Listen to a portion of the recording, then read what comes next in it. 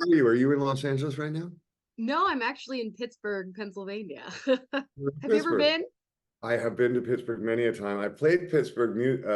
I do some music on the side, and I played a number of shows in Pittsburgh, and I've always enjoyed it. I've also we've kind of over the touring over the last 10 years have kind of figured out that Pittsburgh is one of the places you want a day off. Uh, Oh, really?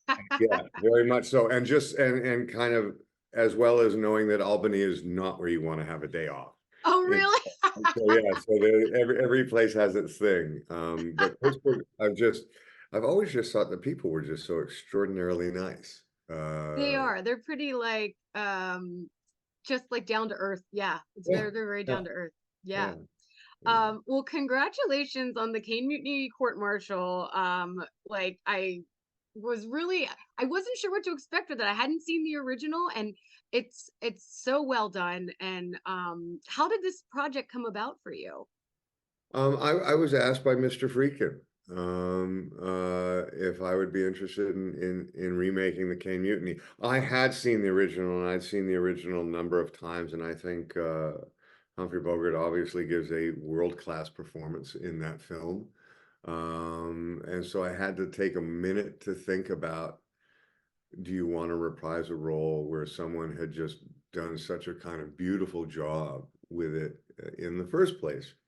Um, so the two things that I had to weigh, obviously, the first one is to have the chance of working with William Friedkin uh, in potentially one of his last films, and on material that is proven, even though it's going to change a little bit from the original based on conflict.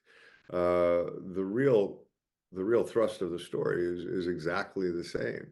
Um, and so it was very easy to answer the William Friedkin part. I mean, you would do everything you can to kind of accomplish that. And then after really kind of taking a minute and going over the material very quickly, I thought I could present a take on this character that was actually going to be dynamically different from Humphrey Bogart's, um, and still serve the story well. And so I said yes.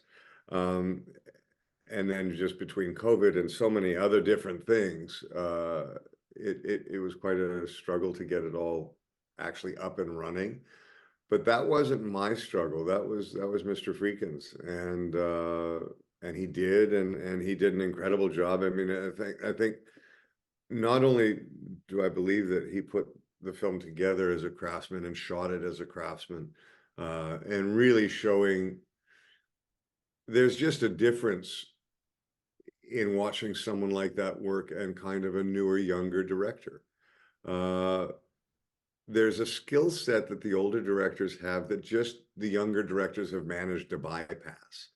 And I'll give you, for instance, I mean, the first film I ever directed and the first films I ever made were all cut on film, whether that be Stand By Me, Lost Boys, Young Guns. They weren't cut on Avids, and then Avids weren't just something that every kid in the country had, right? So the one thing that you have to learn when you're going through all of your available footage is you have to be really smart about what you're going to choose to do because it's so labor intensive to put it together. And if you're going to make a change, you have to have really thought about that change before you make it because it's not just the hitting of a button. And so you can almost feel it when I take a look at a film like Ordinary People. I can feel the thought and love that went into that movie. And I think sometimes technology has allowed us to be quicker, but we as humans maybe aren't quicker. And we need the time to kind of sit with something and visit with it and live with it before we kind of really fully understand how an edit is going to be the most effective to tell this story. And I think William Friedkin has that in spades because we shot the entire movie in, I think, 2 weeks. That's what I read. I was shocked by that. I mean, I guess it makes sense. It's just this one space, but that's and there's so much dial. There's just so much going on too. I feel I like did A that Few Good Men, and we took shocking. 4 months to make that. So Wow. it's to do this in 2 weeks, I think, is a testament to him as a filmmaker, and it's a testament to the actors that he hired across the board. The whole second half of the film I did in one take. Wow. And that's the take that he used. He allowed me to do a second take because I had put so much work into it, getting prepared for it, that he was kind enough to let me do it more than once. Um, but that was all I got. Wow. That was it. And so you know, and if it hadn't been for the way he had chosen to shoot it, you know, it would have been a very similar it would have been a very kind of similar circumstance for Jason.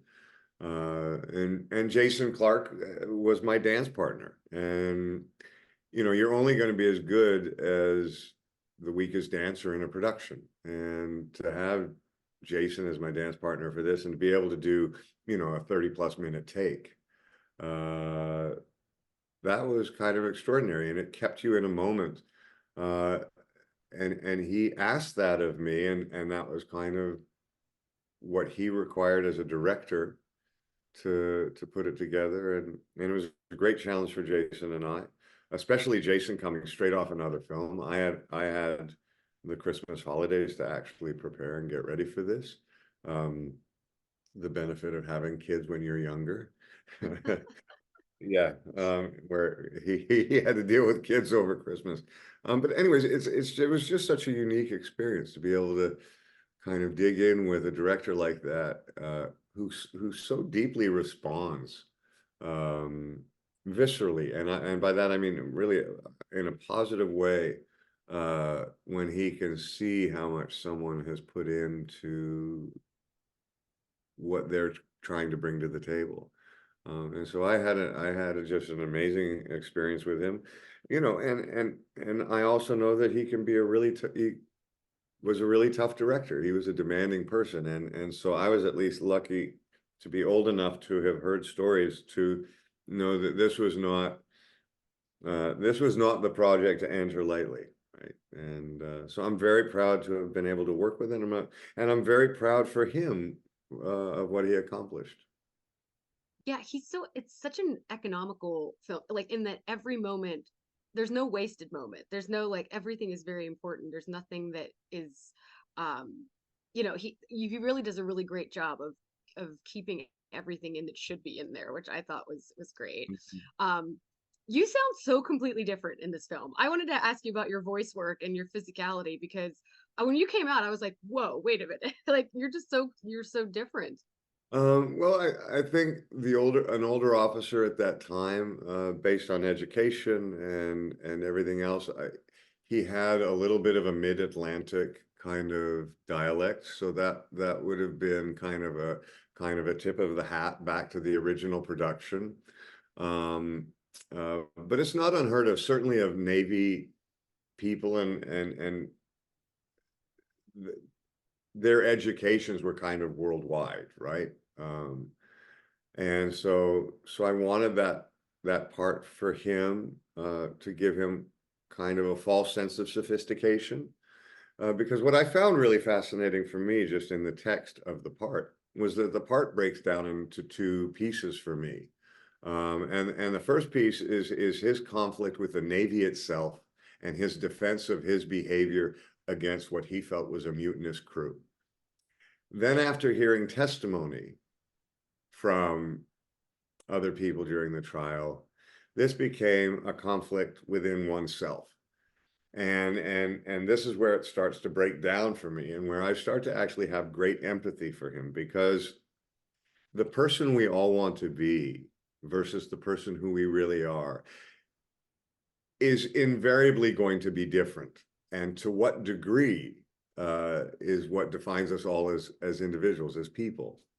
And unfortunately for this person, given age and circumstances, over time, the person who he wants to be and the person who he is are really two completely different people. And he has to come to terms with that in the middle of this testimony, and he has to rationalize that within the middle of this testimony. and it undoes him. And I think that that's what happens to a lot of people. I think one day, you know, whether it's, you know, a construction worker or an engineer or an architect or a doctor, that one looks at themselves in the mirror, and we've gone through this journey called life.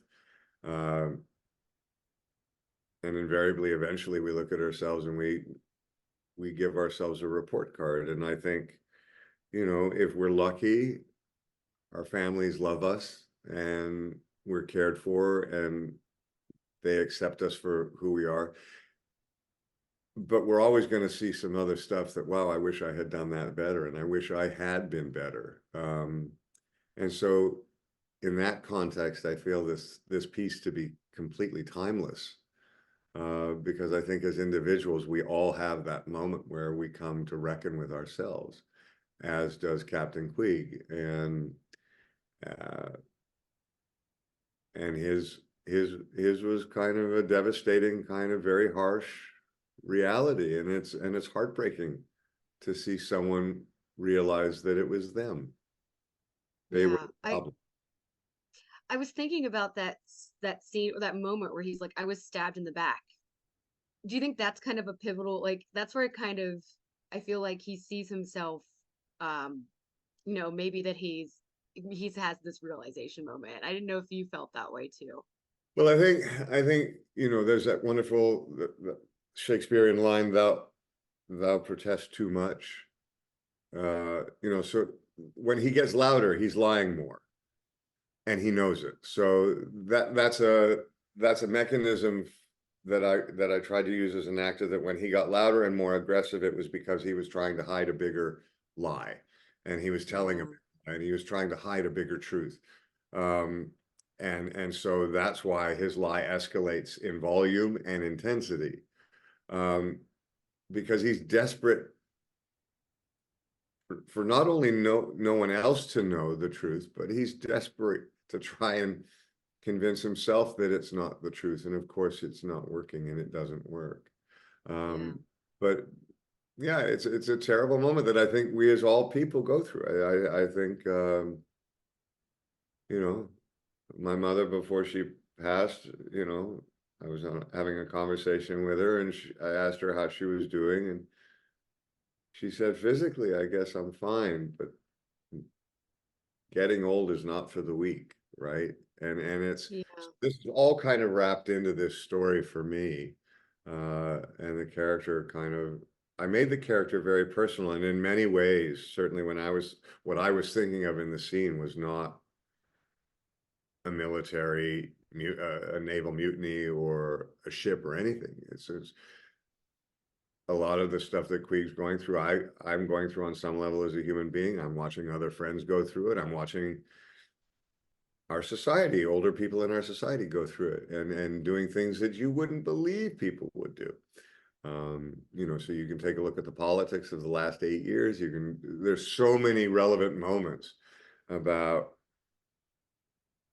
people trying to hold on to power and trying to hold on to dignity that they might not necessarily deserve. Yeah, that's true. I love the twiddling of the thumbs that you have, like that physicality, and then when you bring out the metal balls that he's playing Mm. with, um, what do you think? Like, I know that kind of they kind of mentioned that he has like a problem with his hands and stuff, but was that something that you added, or was that something in the script, No, so or that was the bearings, the two yeah, balls. That was something that Humphrey Bogart did in the original, and it was out of respect to just such a classic, iconic kind of moment that he had, that we did that. William Friedkin had actually told me that if I didn't want to do them, I didn't have to, and I really wanted to. And I worked on that for a while, because it's actually trying to figure out how to do it without making a lot of noise over your own dialogue, is yeah, tricky in itself. But there's nothing more embarrassing when you try and speed it up and they kind of fall out of your hand. yeah, Um, but what I liked about it, and it actually goes back to something that I did in Stand By Me. I asked Rob Reiner in the car scene when we were going down the highway and we were going to play chicken with the truck. I said, can I have a toothpick? And as we get closer to the truck, the toothpick is going to speed up and it's going to simulate, I'm going to be ice cold cool, but it's going to simulate my heartbeat. And he said, oh, cool. I think that's a good idea. And so we did it. And he utilized it really beautifully in Stand By Me.